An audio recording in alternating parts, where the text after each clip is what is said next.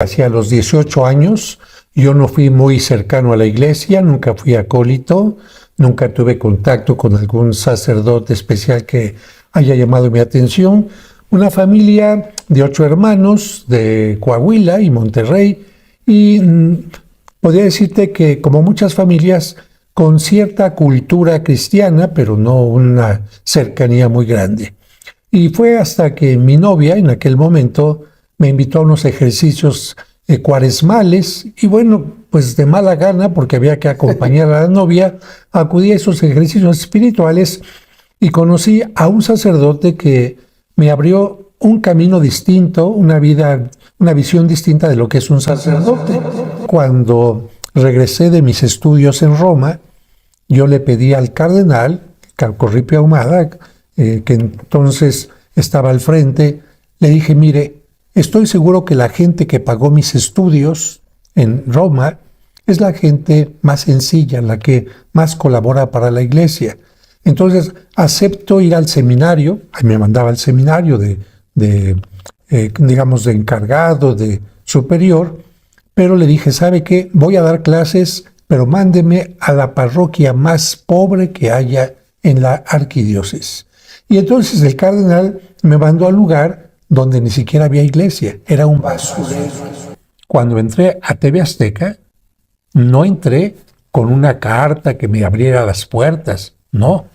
Es cierto, tenía el nombramiento, pero para poder entrar tuve que hacer cola como público y empezar primero en programas como La Academia, y después de público irme contactando así con distintos productores, irme abriendo paso, y con muchas malas caras y mucha gente diciendo: ¿y qué hace aquí un cura?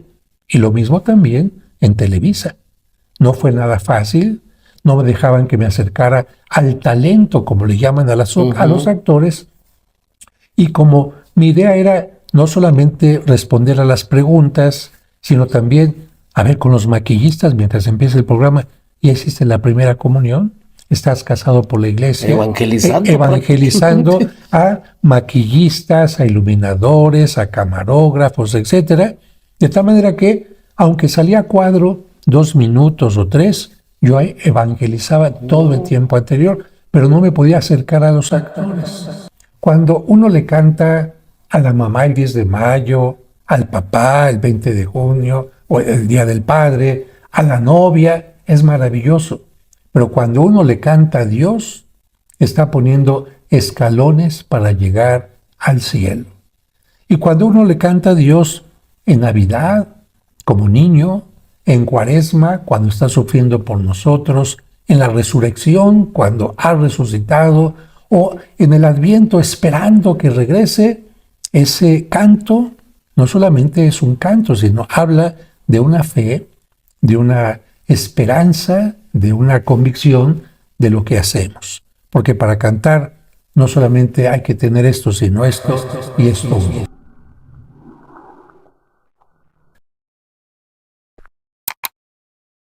Nuestro invitado de hoy nació en una familia de 8 hermanos. Descubrió su vocación sacerdotal a la edad de 18 años al acudir a unos ejercicios cuaresmales, en donde conoció a un sacerdote que le mostró un camino distinto al que hasta ese momento conocía, motivándolo a ingresar al seminario y ordenándose como sacerdote en el año 1980. Al regresar de sus estudios de teología y arte en Roma, fue enviado por el cardenal Corripio Ahumada a impartir clases en el seminario, y le asignó la encomienda de formar una comunidad en una colonia muy pobre, en donde edificó la iglesia desde su primera piedra, permaneciendo 15 años en ese lugar. Después de esa comunidad, fue enviado a la Catedral Metropolitana en la Ciudad de México, donde le fue asignada la tarea de restaurar dicha catedral, la cual concluyó 4 años después, para posteriormente nombrarlo párroco de la parroquia de San Cosme y Damián, donde ha permanecido los últimos 20 años. Actualmente, además de cumplir con su encomienda sacerdotal, es músico, escritor, productor y director de teatro, tiene 2 programas de radio, imparte cursos de autoestima y tanatología, fue subdirector de radio y televisión de la Arquidiócesis de la Ciudad de México, lo que le permitió incursionar en diversos programas televisivos, así como en telenovelas. Estudió actuación y es miembro meritorio de la ANDA, y además de sus redes sociales, tiene un canal de YouTube donde cuenta con 1.500.000 seguidores. El padre José de Jesús Aguilar Valdés está en el podcast. Comenzamos.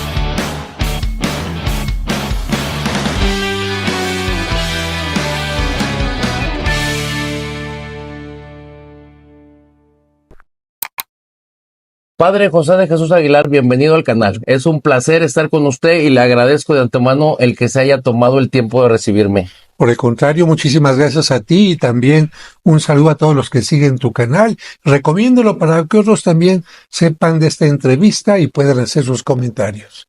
Muchísimas gracias, padre. ¿En qué momento de su vida le llega su vocación sacerdotal? Tengo que decirte que hacia los 18 años yo no fui muy cercano a la iglesia, nunca fui acólito, nunca tuve contacto con algún sacerdote especial que haya llamado mi atención. Una familia de 8 hermanos de Coahuila y Monterrey y podría decirte que como muchas familias con cierta cultura cristiana, pero no una cercanía muy grande. Y fue hasta que mi novia en aquel momento me invitó a unos ejercicios cuaresmales y bueno, pues de mala gana, porque había que acompañar a la novia, acudí a esos ejercicios espirituales y conocí a un sacerdote que me abrió un camino distinto, una visión distinta de lo que es un sacerdote.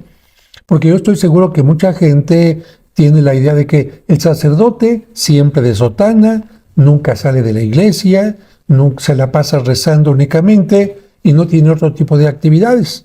Y este sacerdote, además de ser director de la escuela de liturgia, era también especialista en arte sacro, era director del coro de las bellas artes, tenía una gran ayuda a gente necesitada, conocía cultura general de todo tipo, y yo dije, caray. Entonces, parte totalmente mi idea de lo que era un sacerdote y además responde a algo que yo me estaba preguntando en aquel momento, porque para entonces yo estaba estudiando en el Politécnico Nacional Administración de Empresas, porque me gusta ser empresario, es decir, emprender proyectos, emprender cosas, no tener una actitud pasiva. Y había elegido esa carrera, pero al mismo tiempo me costó mucho trabajo porque yo quería ser maestro.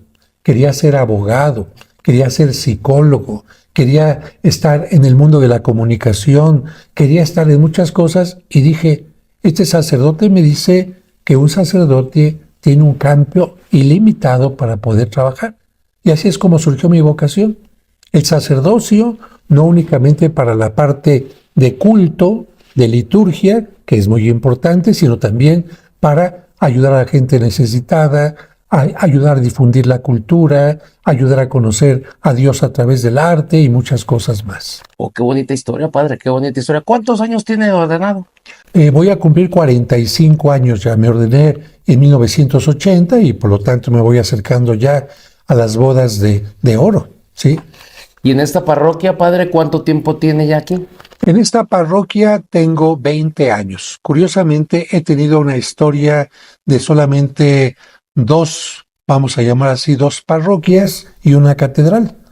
Porque cuando regresé de mis estudios en Roma, yo le pedí al cardenal, Corripio Ahumada, que entonces estaba al frente, le dije, mire, estoy seguro que la gente que pagó mis estudios en Roma es la gente más sencilla, la que más colabora para la iglesia. Entonces acepto ir al seminario, ahí me mandaba al seminario digamos, de encargado, de superior, pero le dije, ¿sabe qué? Voy a dar clases, pero mándeme a la parroquia más pobre que haya en la arquidiócesis. Y entonces el cardenal me mandó al lugar donde ni siquiera había iglesia, era un basurero. Es decir, era un territorio parroquial en donde tenía yo que empezar a construir desde la iglesia, pero antes de la iglesia, comunidad, porque en ese lugar de paracaidistas, de gente que había llegado de distintas partes de la ciudad, habían llegado algunas personas diciendo que eran sacerdotes y en el fondo eran timadores. Y cuando yo llegué a ese lugar, la gente se me puso en contra porque pensaba que yo era alguien que iba en contra de aquellos sacerdotes. Y afortunadamente tenía unas fotos con el Papa Juan Pablo II, se las enseñé y además de ver esas fotos tuve una actitud importante porque el día que llegué al lugar la gente estaba esperándome y me lanzaron una piedra. Y en ese momento yo me agaché, pensé rápido, levanté la piedra y dije, ya tenemos la primera piedra de nuestra iglesia. Wow. Y con la foto del Papa, evidentemente esto hizo que el obispo entonces dijera, bueno, pues te vamos a dejar que crees una comunidad. Se creó una comunidad maravillosa y me tocó construir una iglesia durante 15 años porque era una comunidad muy pobre y en esa iglesia, y precisamente por estar en contra de estos falsos sacerdotes, me secuestraron, me golpearon en la cabeza, intentaban quizás algo más porque fue terrible el golpe, pero curiosamente cuando me llevaban sometido en mi propio auto, se atravesó una procesión religiosa. Y ellos, al ver que no podían pasarle, que me podía alguien reconocer o alguna cosa, reconocer mi auto, lo que hicieron fue regresarse en reversa por una pequeña callecita, me bajaron del coche y me dijeron, no voltees. Yo dije, híjole, aquí me van a disparar. Pero afortunadamente se fueron rápido y a unas cuantas cuadras chocaron, deshicieron casi el vehículo, pudieron salir huyendo, iba otro vehículo, por lo que vieron los testigos junto con ellos, sacaron a uno que iba adelante con la cabeza destrozada y ahí terminó esa historia. Pero te digo esto porque fueron 15 años de trabajar con aquella comunidad que, para que veas qué tipo de gente era, ahí pagaban 3,000 pesos a alguien para que matara a otra persona. Es un lugar de delincuentes, de mucha droga, etc. Y ahí trabajé con drogadictos y a partir de entonces iba también a trabajar a la cárcel. Durante 7 años estuve trabajando con presos y al mismo tiempo dando clases en el seminario, al mismo tiempo dando clases en museos, al mismo tiempo dando clases de arte en otras áreas, con lo que complementaba estar entre los más pobres y estar entre los más ricos, porque una de mis alumnas fue la hija de Carlos Slim, por ejemplo, ¿no? Entonces estamos hablando de una historia de 15 años en una parroquia. Después de eso, el cardenal Norberto Rivera, sabiendo mi experiencia en arte, me mandó a colaborar en la restauración de la catedral, que en ese momento estaba llena de andamios, con el piso tronado, no entraba nadie porque era muy oscura, había mucho ruido, etcétera. Y entonces 4 años me tocó la etapa de cambiar piso, restaurar el altar de los reyes, poner cédulas museográficas en cada capilla, hacer el inventario, poner el programa de protección civil y muchas cosas más, incluso erradicar a vendedores de droga que había en la catedral.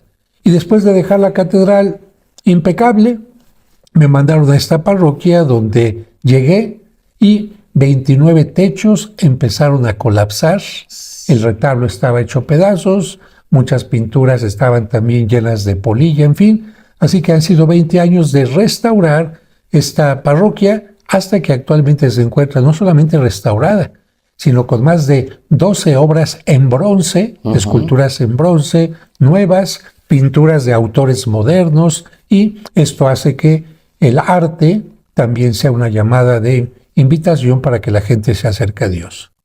Un trabajo muy arduo, padre, mucho trabajo. 20 años se dicen fácil, pero ¿qué hace para mantener a la comunidad fiel? Yo creo que lo más importante es la predicación. De hecho, mucha gente me sigue por la manera en que predico. El hecho de que tenga 1.500.000 seguidores en YouTube, habla de que a la gente le gusta cierto lenguaje. Y yo le digo a muchos compañeros sacerdotes, fíjate, tú estás hablando del mismo tema que yo, pero ¿por qué a ti no te siguen y a mí sí? Es el mismo tema, digamos, tocado de distinta manera, desglosado, hecho a la manera en que la gente lo quiere escuchar, entendible, sin palabras raras, con ejemplos y cosas concretas. Y por supuesto, además, utilizando otras cosas que son importantes. Desde que yo estaba en el campamento 2 de octubre, porque esa fue mi primera parroquia, como los niños eran mi esperanza, porque los jóvenes ya eran drogadictos, eran delincuentes, y los adultos estaban en la cárcel, algunos de ellos, dije, mi esperanza son los niños. Entonces empecé a dar el catecismo y las misas, la predicación de las misas con títeres. Y esa fue una forma en la que la gente respondió muy bien, no solamente los niños, sino los adultos. Me di cuenta que el teatro también era muy importante y desde entonces me ha acompañado la parte teatral. De hecho, soy productor de teatro, soy escritor, tengo una obra en catedral que lleva 14 años en escena, me dieron una medalla en Bellas Artes también por esta escena, he presentado La Pasión de Cristo en el Zócalo en forma abierta con alumnos de la universidad y muchas cosas más, y creo que esta parte que aprendí del sacerdote que te dije al principio ha sido muy importante.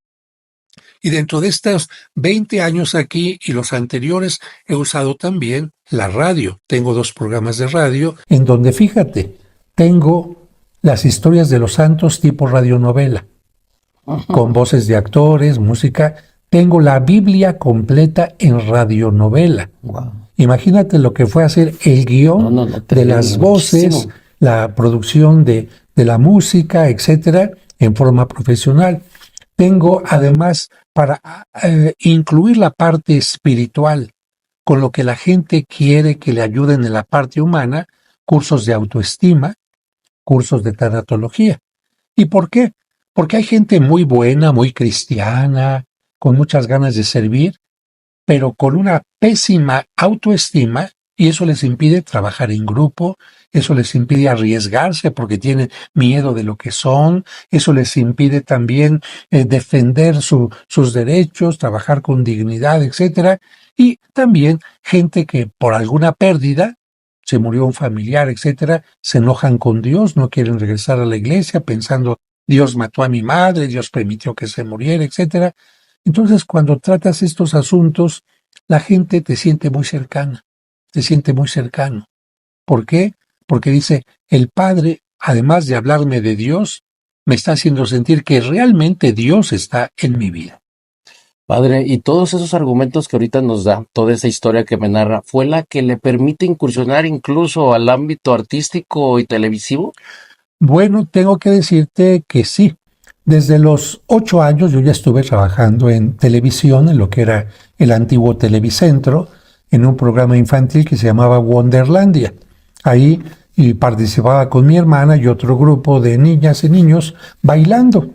Ahí en lo que esperas la grabación de un programa, porque quienes no saben, y sobre todo en aquel tiempo que no había la forma digital de grabar, eran rollos de película que se tenían que grabar, y si tenías que cortar, había que cortar el rollo y empezar otra vez desde el principio, nada de editar. Entonces, las grabaciones a veces eran de las 2 de la mañana, perdón, de las 10 de la noche hasta las 2, 3, 4 de la mañana, terrible, y mientras tanto tú veías al mago Chencay, veías a Chabelo por ahí, y veías algún truco, veías cómo preparaban la escenografía, veías algunas cosas, y eso se me fue quedando a mí. Entonces yo aprendí magia, y de hecho, gracias a la magia pude costear mis estudios en el seminario, porque cuando fui al seminario, mis papás, sabiendo que era un rebelde y que me iba a salir, pensaban ellos, nunca me dieron un sustento para las colegiaturas, y esa parte la dejé. Me gustó el baile, después estuve con Amalia Hernández, pero esa parte la dejé. En la parte del seminario y estuve en Roma, Puse obras de teatro, puse bailes en el Vaticano también, para las fiestas del 12 de diciembre, pero esta parte de regresar a los medios de comunicación comenzaron cuando estuve en la catedral. ¿Por qué? Porque cuando estuve en la catedral, además de lo de restauración, me di cuenta, y disculpa la palabra, y disculpen también los que escuchan este video, que los encargados de la comunicación de los distintos periódicos, televisoras, etcétera, en el área religiosa, estaban totalmente ignorantes. Entonces, claro, ¿cómo iban a publicar en un periódico, un artículo en televisión, etcétera, si no tenían la información de qué es lo que estaba pasando? Por ejemplo, decían, el cardenal en la homilía de hoy estuvo dando quién sabe qué. No, señor, la homilía es el mensaje. Ellos confundían misa con homilía. Y muchas cosas más. Entonces lo que hice, cuando se acercaba el miércoles de ceniza, señores, la ceniza significa esto, la cuaresma es esto, quién sabe qué. Cuando venían las posadas son esto, etcétera, etcétera, etcétera. Era el año santo también. Están explicando muchas cosas. Y esto hizo que me empezaran a invitar con López Dóriga, con Javier Alatorre, con otras personas, a entrevistas para hablar de temas religiosos. Y ahí empezó a salir el Padre José en entrevistas de temas religiosos. Pero cuando dejé la catedral para venir acá, le dije al cardenal, señor, no hay un área de la iglesia que atienda a todas las preguntas que van más allá de las festividades del culto religioso. Por ejemplo, ¿qué piensa la iglesia de la masturbación, del divorcio, de la eutanasia, de la homosexualidad?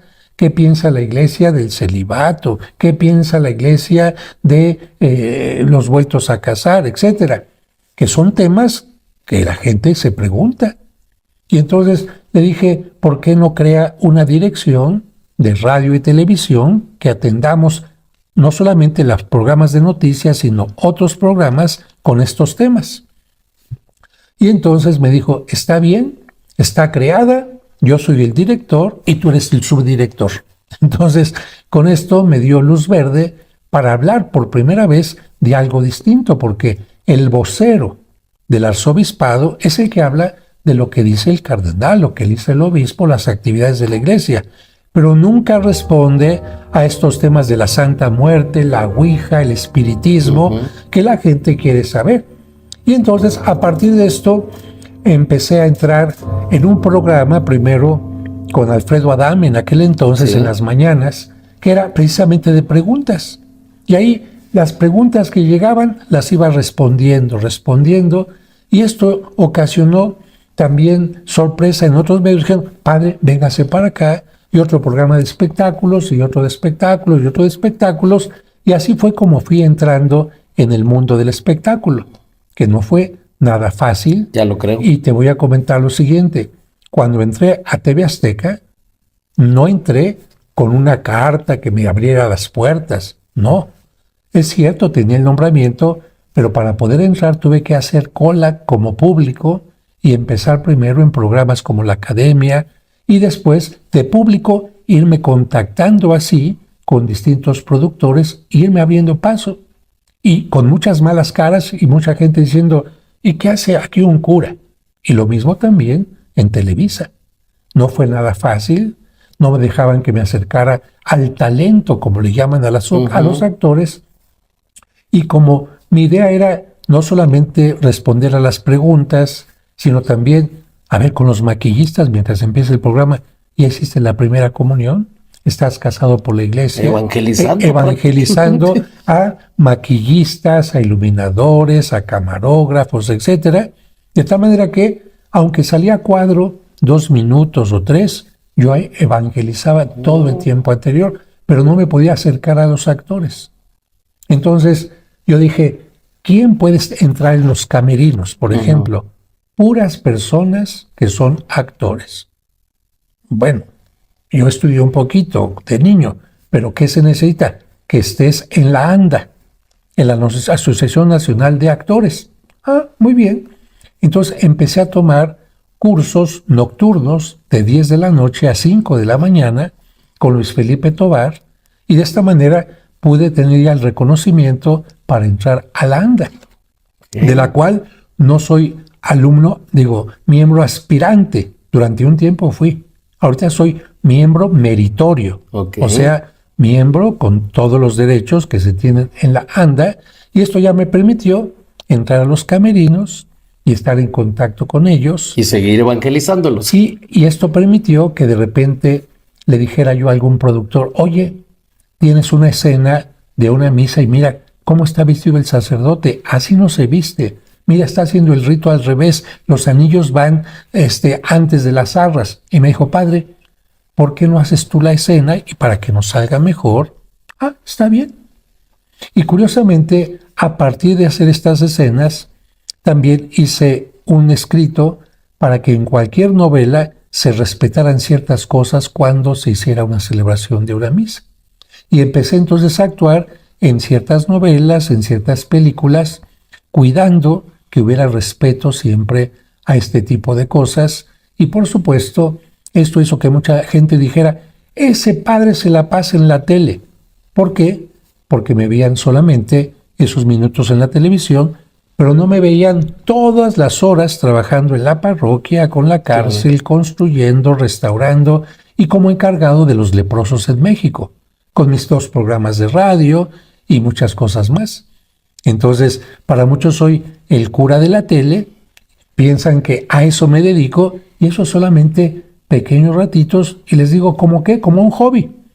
Porque hay sacerdotes que les gusta el fútbol y en su tiempo libre se van a jugar fútbol. Otros les gusta la música y en sus tiempos libres tocan música. Otros les gusta la charrería y en su tiempo libre tocan la charrería. A mí me gusta la actuación, la escritura para los medios, y eso lo hago en mis tiempos libres, pero tiempos libres únicamente. Hace unos días me tocó ver en su canal un concierto navideño que presentó aquí con un coro. Yo quisiera preguntarle, ¿qué opinión tiene de los coros? ¿Esta parroquia tiene un coro? Sí, ahorita no. ¿Por qué? Porque a raíz de la pandemia, lamentablemente, muchas cosas tuvieron que cambiar. Tenemos un organista espléndido con una magnífica voz, y la misa generalmente es con 2 trompetas o más instrumentos. Es una misa muy solemne. Antes de la pandemia teníamos incluso una misa con mariachi cada mes. ¿Por qué? Porque hay que responder también a distintos grupos de personas, y teníamos un coro de niños. Pero, como te repito, por la pandemia, que le afectó también a las personas adultas, a músicos, etc., estamos empezando apenas la formación de un coro. Pero, además de haber estudiado en Roma, de teología, arte, también saqué un título de músico. Estudié en la mejor escuela de Roma, música, donde estudian los mejores directores de orquesta, y por lo tanto cuando regresé de Roma, también empecé a dar clases de música. Estos muchachos que vinieron a dirigir el coro son alumnos míos. Entonces tengo esa ventaja, y he participado también en música. Por ejemplo, cuando vino el Papa Juan Pablo a canonizar a Juan Diego, a mí me tocó componer la música para la entrada, la canonización de Juan Diego, una música polifónica con náhuatl, que después se pasó al español, y cantada por Ramón Vargas, el famoso tenor, con un conjunto de cerca de 200 elementos del coro, músicos y elementos también prehispánicos. Poca gente sabe que hice también eso, pero entonces la parte musical siempre ha sido importante para mí, y apoyo mucho a los coros, pero también les exijo, porque especialmente tienen que apoyar, y eso lo sabe cualquier gente que estudia para un coro religioso, la letra siempre es más importante que la música. No puede ir la música por encima de la letra. De tal manera que, es que me gustó esta música que encontré por ahí de los sonidos del silencio, y me aviento el Padre Nuestro con eso. No, porque incluso esa película de El Graduado, donde se toca este tema de los sonidos del silencio, habla de una mujer que se prostituye, vamos a decir así, ¿cómo vas a tocar ese tema dentro de la misa? O bien alguien dice, ay, es que este tema se llama Emanuel. Tararararara. Oye, esa película se trata de una prostituta. ¿Cómo le metes a esa? Es que está bonita. Es que tú no sabías. No puedes meter tu música simplemente, letra a una música que no fue creada para el culto. Lo puedes quizás hacer en otro momento, pero no en el culto. Y de repente, por ejemplo, una misa panamericana donde se toman los elementos de mariachi, de sones, etcétera, pero por ejemplo, Señor, ten piedad de nosotros. Ok, los ritmos están bien, los instrumentos están bien. La intención, porque tú no llegas a una persona, oye, perdóname. Tú cuando estás arrepentido, perdóname, ¿no? Entonces puede ser, Señor, ten piedad de nosotros. Cambio totalmente. Sí, sí, definitivo. Y no puedes cantar el aleluya, aleluya, cuando el aleluya tiene que ser alegre, el gloria tiene que ser gloria, el santo tiene que ser santo. Y cuando empiezas, santa, dices, no. Entonces, sí es importante que los que se dedican a los coros en la iglesia tengan una formación para que no vaya en contra el canto de lo que se está celebrando. Padre, pues como ya le platiqué, nosotros pertenecemos a un coro y realmente ese coro hacía las cosas lo más adecuado posible ahorita por el ejemplo que usted está haciendo. A mí me gustaría, ya para finalizar esta entrevista y porque sé que tiene cosas que hacer, pues ver la manera si pudiera dirigirse a esos jóvenes hoy adultos que incluso algunos ya han partido de este lugar, pedirle aparte de que les dirija unas palabras si nos pudiera mandar ahorita que está próximo a celebrarse el nacimiento del niño Jesús, una bendición. Bueno, pues en primer lugar, muchas gracias por haberse interesado en formar parte de un coro en una iglesia. En segundo lugar, felicitarlos porque hay mucha gente que quisiera cantar y no puede, porque no tiene o el oído para hacerlo, tendrá que prepararse, o porque no tiene la voz adecuada, o porque no sabe trabajar en conjunto, o porque no sabe seguir las órdenes de un director, o porque muchas cosas. Entonces, quien ha participado de un coro se tiene que sentir bendecido. Bendecido por el director, por el sacerdote que les invitó a su comunidad, bendecido por los compañeros, en donde siempre hay roces, pero finalmente, cuando se comparte la vida, es importante agradecer y soportar. Y antes de terminar este saludo, te digo esto de soportar, ¿por qué? Porque cuentan que en la edad del hielo los erizos empezaron a congelarse. Y entonces, para no tener frío, se juntaron unos a otros, ¿y qué pasó? Empezaron a picarse unos con los otros. ¡Ay, ay, ay, ay, ay! Y se separaron. Y volvieron a tener frío. Y volvieron a juntarse. ¡Ay, ay, ay, ay! Y se volvieron a separar. Y entonces el líder les dijo, miren, una de dos. O nos juntamos para mantener el calor y aguantamos nuestros piquetitos de unos a otros, o nos separamos y morimos. Y yo le digo a la gente, esa es la historia real. Para poder convivir con un grupo tienes que aguantar los piquetitos, las molestias de las otras personas. De otra manera te quedas solo. La gente que se queda sola, pues es por eso, porque no tiene tolerancia. Entonces, ustedes han tenido tolerancia hacia su director, hacia el sacerdote, hacia los compañeros, hacia ustedes mismos, y esto es algo maravilloso. Siguiente punto. Cuando uno le canta a la mamá el 10 de mayo, al papá el 20 de junio, o el Día del Padre, a la novia, es maravilloso. Pero cuando uno le canta a Dios, está poniendo escalones para llegar al cielo. Y cuando uno le canta a Dios en Navidad, como niño, en Cuaresma, cuando está sufriendo por nosotros, en la resurrección, cuando ha resucitado, o en el Adviento esperando que regrese, ese canto no solamente es un canto, sino habla de una fe, de una esperanza, de una convicción de lo que hacemos. Porque para cantar no solamente hay que tener esto, sino esto y esto unidos. Así que yo les agradezco a ustedes esto que han tenido. Finalmente, para terminarlo, les digo que han tenido una ventaja. ¿Qué ventaja? Que en Guadalajara no se hace lo que se quiere, ¿eh?